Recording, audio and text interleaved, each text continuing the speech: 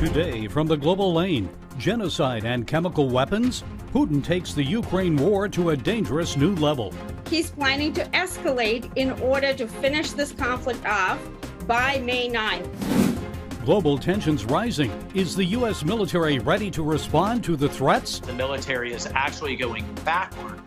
At the same time, China is rapidly expanding its nuclear arsenal.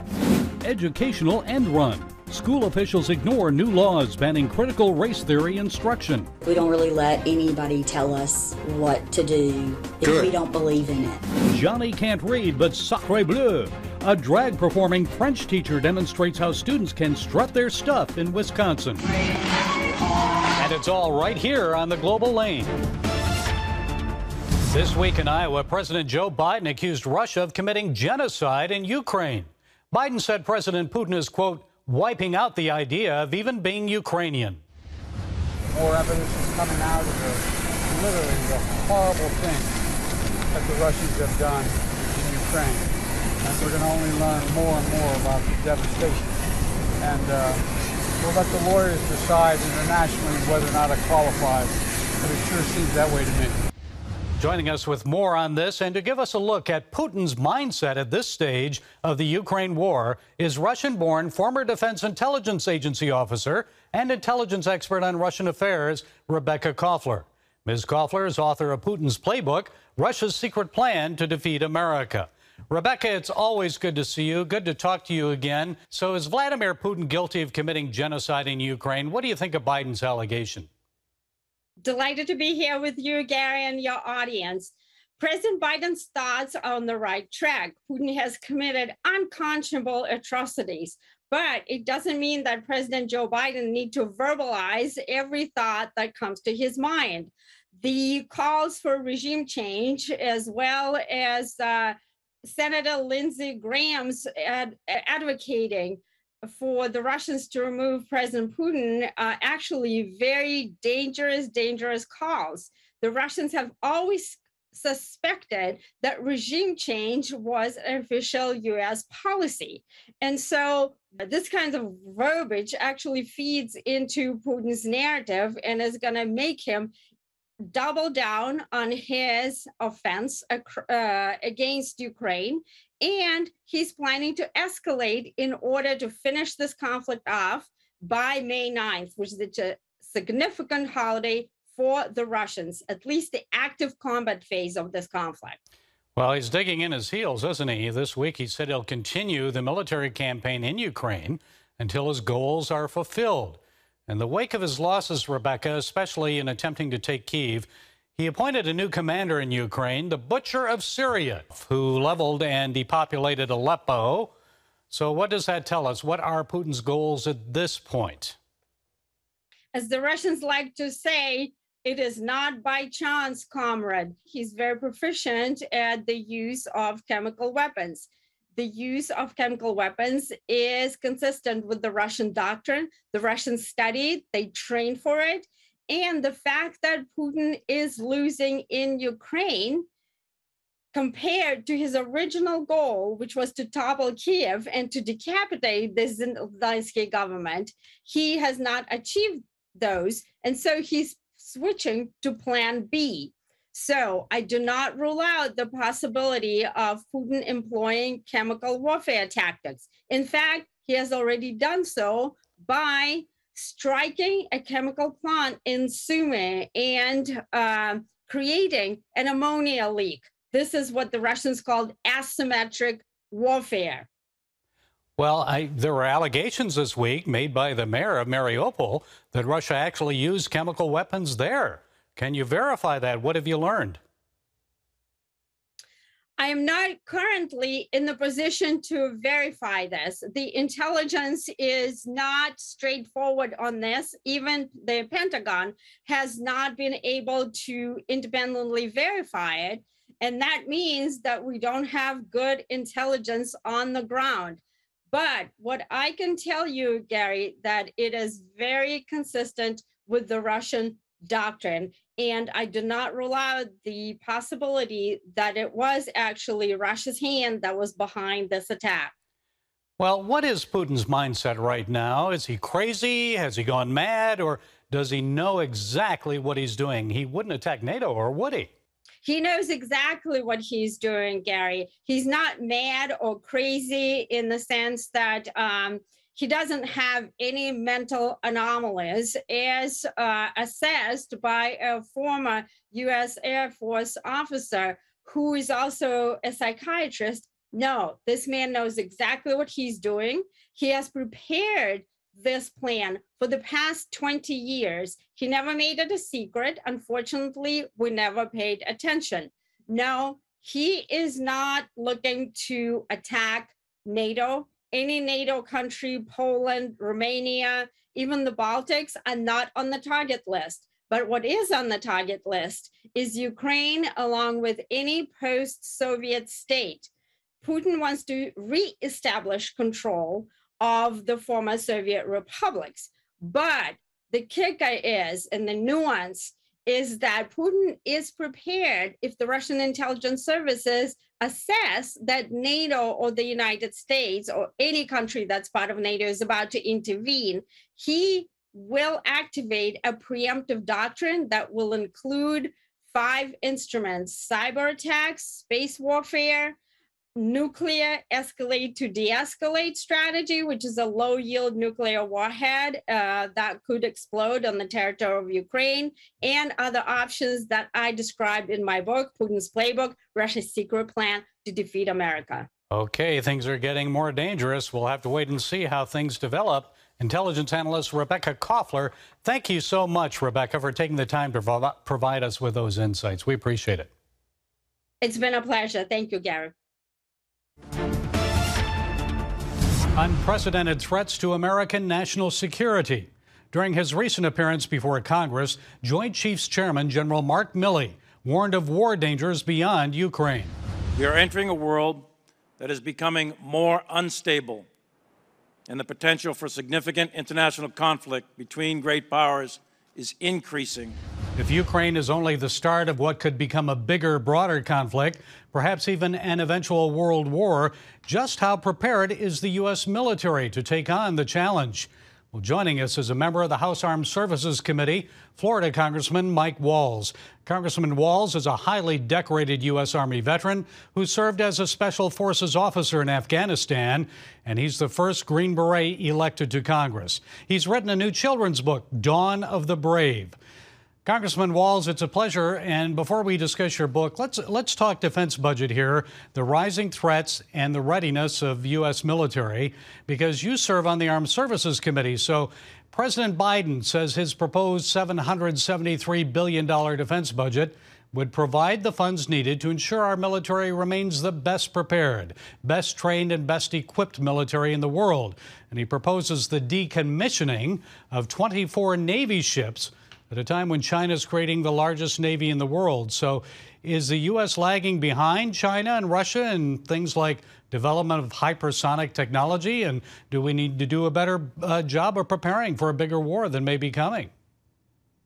Yeah, we absolutely do. And this defense budget is inadequate. What the Pentagon admitted during a hearing was they used a 4% inflation figure.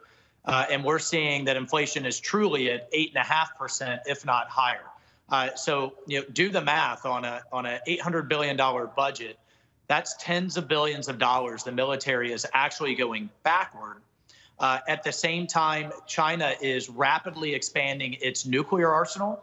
As you mentioned, its Navy is now larger than the U.S. Navy, but they can concentrate theirs in one ocean.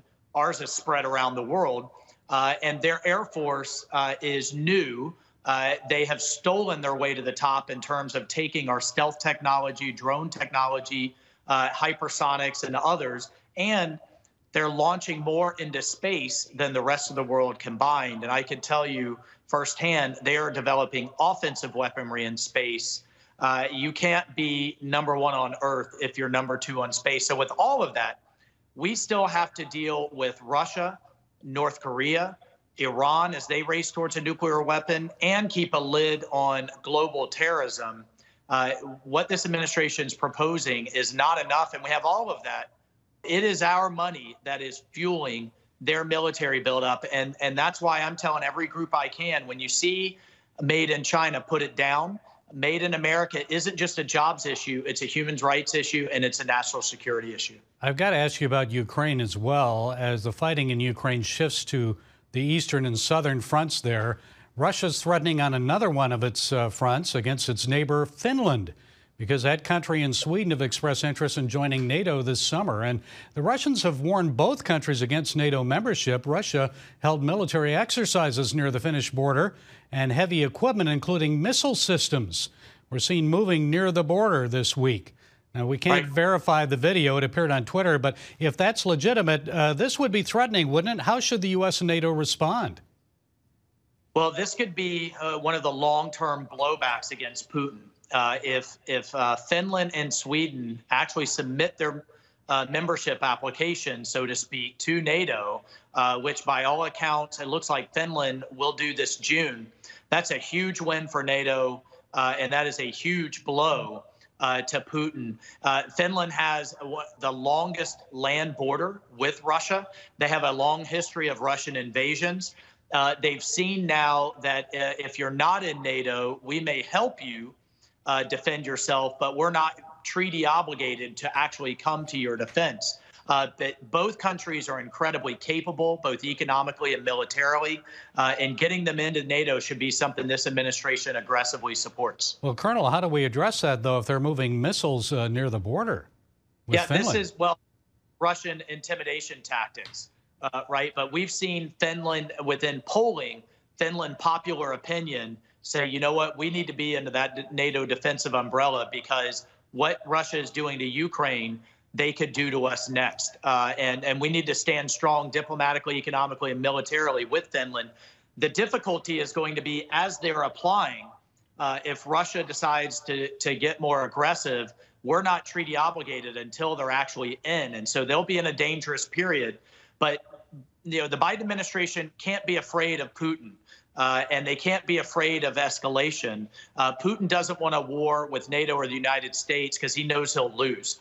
We have to stand strong. We have to make him fear us. That's how deterrence works, is peace through strength. And your new children's book, Dawn of the Brave, is timely. Many children are trying to understand what's happening in Ukraine. And I'm sure you believe there are some lessons they can learn from the war, also from your book. So tell us about the book. What's the takeaway for the kids? Well, the book is actually part of a series. It's published by bravebooks.com. You can find it on bravebooks.com, not on Amazon.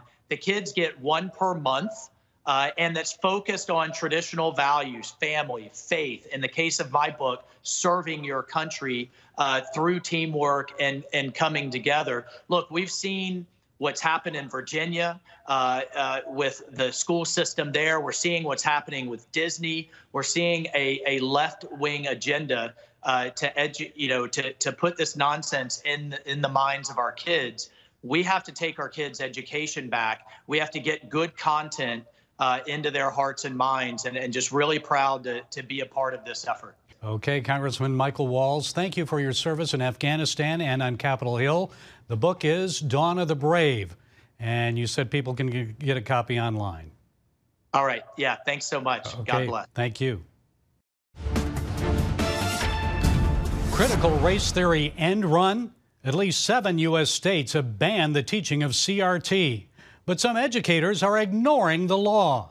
Accuracy in Media did an undercover investigation to disclose what is happening. And AIM President Adam Gillette joins us to explain what they found. Adam, it's good to talk with you again. So you looked at 2 states, Idaho and Tennessee, and before we look at each, tell us what you did, and did the results surprise you? Sure. We've been to over 50 different school districts in several of the 7 states that have banned critical race theory from being taught. And what we've seen consistently is that these administrators brag about all the different deceptive ways they use to get around the law. Well, let's play a clip from your report. This one is from Idaho. It's all mental health. Mm-hmm. Yeah. Okay. It's just all the different words you have to use. And of course we don't do we don't. So, yeah. Yeah. We're just learning how to worm around all of those weird things that are out there. Adam, who were these people and what else did they tell you in Idaho? Sure, what we heard in Idaho, what we heard in many other states, is that they simply changed the name. They still teach critical race theory. They call it something else. Some of them started to call it social and emotional learning. That's what the administrators told us. Then parents caught on to that, and they started calling it mental health. In other states, when they specifically banned the New York Times 1619 Project, well, they just got around that by signing up for a news service called Newsella, which is a direct partner of the 1619 Project. These are tax-paid administrators with ridiculous salaries, so confident in their job security that they can never be fired, that they brag about the different ways they ignore the law to keep pushing racist, Marxist ideas that your children should not be hearing. Adam, obviously, these legislators and the governor, when they signed this legislation, governors of these states, didn't they know that there'd try to be an end around on this? It's hard to say the intentions of politicians. You know, I never have a tremendous amount of faith in politicians anywhere, even the ones I vote for. So it's hard to tell if they purposefully wrote these laws in such a way in which it would appease voters, but not really have any ability to be enforced. But what is abundantly clear, at least to me, is that the only solution for these failing government schools is school choice. And the biggest obstacle to school choice, believe it or not, in many of these states, rural Republicans. The biggest employers in many of their districts are public education. So rural Republicans stand in the way of vouchers and charter schools and education savings accounts. And they were able to simply say, well, we got rid of critical race theory, no more problems in public education. Well, there's a tremendous amount of problems in public education. It's clear that these bans won't solve it. The only solution is school choice. Okay, I want to look at another state. Let's take a look at a clip from Tennessee. It's not actively being taught, but it's not actively not being taught. This law was really well crafted and accomplishes nothing. So if you see right here, it does not keep us from teaching the history, blah, blah, blah, that's in the standards. Okay. So basically we're doing what we've been doing. I was worried that that had affected curriculum or changed things here. No. Right. Really? It has not. It is not in this district. We're business as usual in this district. Okay. And we don't, I love this, like we don't really let anybody tell us what to do if we don't believe in it. You wouldn't expect this down south. What else did you find there in Tennessee? That's exactly right. One of those clips came from Nashville. Okay, you could say it's a metropolitan area. It's probably more progressive. But perhaps the most extreme one we got was in Marion County. The woman in that video from Marion County, she went on to brag to us about how their curriculum was, quote, extremely progressive from an equity point of view. What is that if not critical race theory? Marion County, 75% of them voted for Trump in the last election. You might expect this stuff in Berkeley, California, in Boulder, Colorado. In a 75-25 Trump-Biden county, they brag about how their curriculum is extremely progressive. Everyone assumes that their district is okay. I met the teacher, I met the administrator, they're okay. It's not happening here. Well, I met your administrator too, probably, and I met him with a hidden camera. And what I could tell you is they are consistently happy to get around these CRT bans in every district in America. It's outrageous. So is that the takeaway, Adam? I'm assuming this deceit's happening around the country, just calling it something else, ignoring the state laws? You know, when we find it in a 75-25 Trump county that they're still ignoring a state law, I can't imagine what it's like in the states in which they haven't banned critical race theory or in the more progressive areas. Again, it's just like congressmen. The popularity of Congress as a whole is abysmal. It's low, but people think their congressman is the good one. I think public education is the same way. People as a whole realize there are problems in public education, but they think their school district is the good one. The real problem is these teachers mean well, but what they mean for your children isn't necessarily what you might mean for them.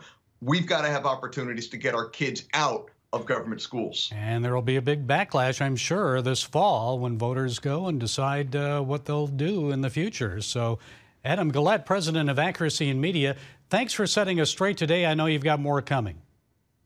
Thank you. That's right. Our website, aim.org, will be releasing part 3 in this investigation in another red state this week. Check out aim.org to find out if your state has critical race theory being taught illegally. Okay, Adam, glad to talk to you. Thank you. Just before Easter break, students at Middleton High School near Madison, Wisconsin, were treated to Fine Arts Week and a special performance by their French teacher, Matthew Cashton. Parents were shocked to see the teacher strutting across the stage in drag to the tune Rain on Me.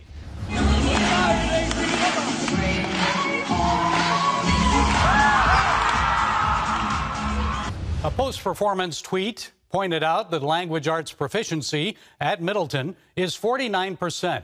Math proficiency is 47%. But doesn't that mean that more than half the students at Middleton High School are not proficient? In fact, the 2020 National Assessment of Educational Progress found that only 37% of American 12th graders, quote, reached or exceeded the academic preparedness benchmarks for both math and reading that would qualify them for entry-level college courses. But don't worry, high schoolers are learning how to dance and drag, while kindergartners learn about equity and gender identity. Folks, this is the type of woke society that we don't want to create for our children and grandchildren. They won't be able to read well or do simple math, but boy, they sure will know how to dress up and drag or which doctor to visit if they want to butcher their private parts. No wonder public schools lost 2 million students in the 2020-2021 school year. More parents are demanding choice in education. They're opting for homeschooling and charter schools, those that teach our kids the basics, reading, writing, and arithmetic. Hillsdale College recently launched an affiliate classical charter school program and now has a national network of more than 24 licensed affiliated schools. Yes, attending school board meetings to demand an end to leftist wokeness in education is important. It's also crucial for voters to elect leaders who embrace their views about parental rights and education. So homeschooling, private schools, charter schools, school vouchers may be the wise alternative to all this leftist wokeness. And let's remember, the one ultimately responsible for seeing that your child gets a good education is you. Well, that's it today from the Global Lane. Be sure to follow us on the CBN News and NRB channels, social media, and our broadcast affiliates. And until next time, be blessed.